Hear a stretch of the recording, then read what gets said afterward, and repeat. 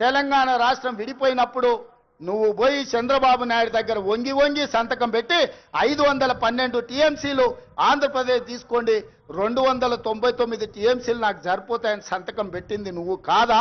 ఇవాళ కాగితాలని శాసనసభ ముందు పెడతా, నువ్వు చర్చకు సిద్ధంగా ఉన్నావా? 10 ఏళ్లలో ఏ ఒక్కరోజు కూడా కాగితాలు రాసుకొని పంపకాలు చేసుకున్నా 299 టీఎంసీ నీళ్లు ఎన్నడూ వాడలే. 200 టీఎంసీలు కూడా నికరంగా ప్రతి సంవత్సరం వాడలే. కేటాయింపులు 68% పరివాహక ప్రాంతం తెలంగాణ ప్రాంతంలో ఉంది.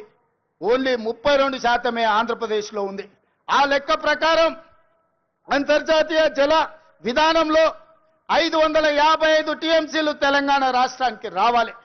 కానీ ఆంధ్రప్రదేశ్కి 512 టీఎంసీలు ఇచ్చి తెలంగాణకు కేవలం 299 టీఎంసీలు సంతకం పెట్టి శాశ్వతంగా తెలంగాణకు మరణ శాసనం రాసింది చంద్రశేఖరరావు కాదా?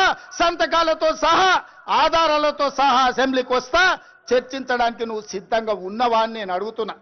ఆనాడు నువ్వు ముఖ్యమంత్రి ఉన్నప్పుడే